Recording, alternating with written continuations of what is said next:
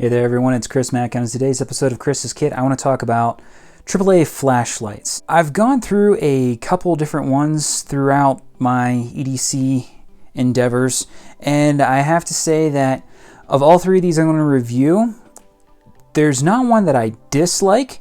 I just like them for different purposes, and one has kind of taken the place of the other. However, I do like all three of these.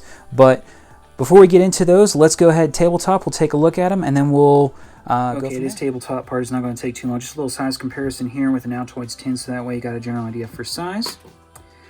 Starting at the top, we've got the Stylus Pro. Got a pretty nice grip on it here. Has some extension out. For a clip, it truly is just a one-sided pocket clip. These two, the MicroStream and the Olight i3TOS, both pretty much the exact same size.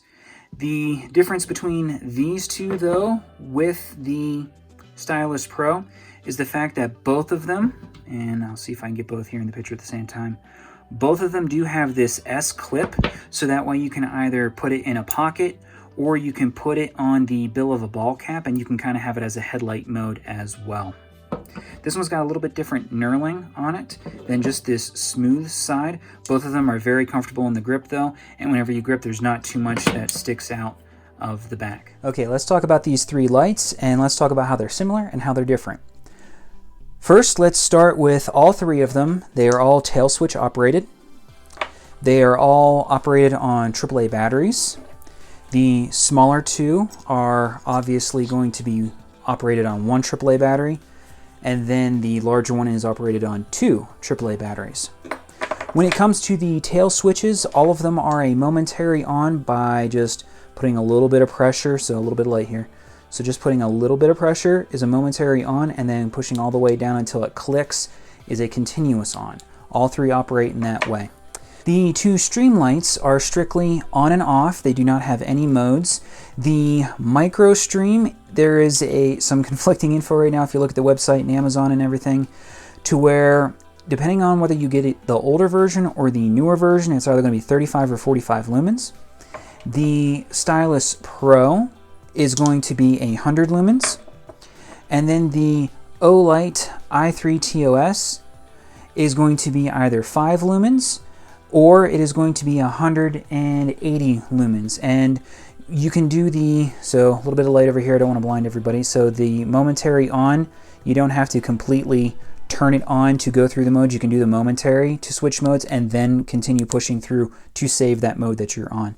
And it is truly only one and then the next. You don't program it to always this or that, at least not that I'm aware of, or at least not that I have it set up as. It is click on once, it's one setting. The next time you turn it on, it is the following setting. Okay, so that's overall. Let's talk about these lights and how I feel about them whenever it comes to EDC versus work lights. I'm an ICU nurse, I have been for several years, and I have found that because on my EDC lights, I do not like having a light with modes, but I have found after carrying this Olight that I am a fan of modes. My first EDC flashlight was the MicroStream, so the smaller of the two Streamlights. I've been a fan of it. I am still a fan of it. It's held up very well. It's got a nice metal body, and that's one thing about all of them. They are all metal. None of these are plastic. I like having a tail switch for my flashlights. I don't like having side flip switches, touch buttons, or whatever. I like being able to, there's my light, kind of a deal. So this was my very first EDC flashlight, the MicroStream. After carrying flashlights and carrying firearms for quite some time, I wanted something that had more lumens to it, and I wanted something that was bigger in the hand. So that's when I upgraded to my EDC, especially whenever I'm carrying a firearm. I've upgraded to the Stylus Pro, which is the larger of the two, and this is 100 lumens. Now on to why I don't like modes on EDC flashlight, especially if it's a flashlight that you're using as a adjunct to a firearm. And that's because if I wanted to have a light for blinding power, now granted 100 lumens isn't a lot, but still this is not something you want hit in the face with. 100 lumens is pretty bright, regardless. That being said, the reason why I don't want modes is because because it's defensive purpose as well as an everyday purpose, I want it to always be the highest mode all the time, so that way with the Olight, if I were to have it where the next time I turn it on it's 5 lumens and I'm in a stress situation and I think I'm going to pull my flashlight and use it for blinding, then I turn it on and it's only the 5 lumen light. That's why I don't want modes on an EDC / defense light, and that's why I stick with the Stylus Pro for every day. However, whenever it comes to work, and again, like I said, being a nurse, I work both days and nights as well. Being a nurse, I like having the modes because if I need to check pupils, if I need to check a wound, if I need to see what's going on in great detail with my patient, I can hit that 180 and I can get that. Whereas working the night shift, if I don't want to disturb the patient or disturb patient family because they've decided to stay over, which is a whole other topic to begin as well.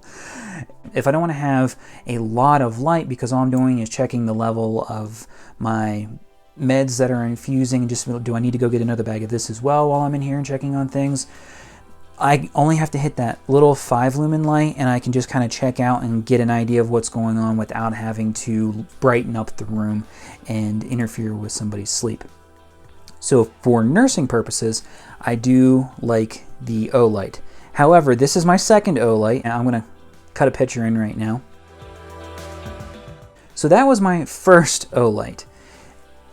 Now, I wasn't abusing it to make it snap. It's not like I really was stretching it out, putting on a ball cap on the bill or anything like that. Truly, all I did, I had it in a leg pocket, and we have a med fridge at work that's about the same height as what that light was.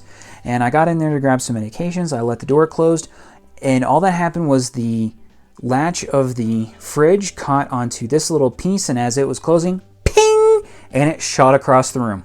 The other folks who were in the room with me heard it. They're like, what was that? They all thought I broke the fridge. I was like, nope, that would be my light. I've had it for 48 hours just about, and it's broke.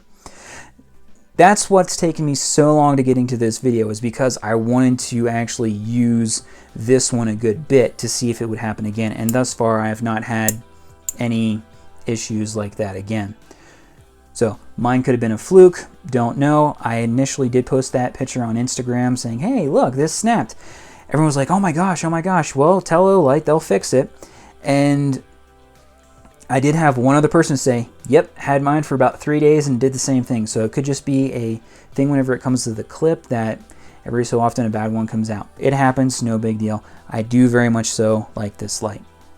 Those are the 3 AAA lights that I wanted to review for you guys.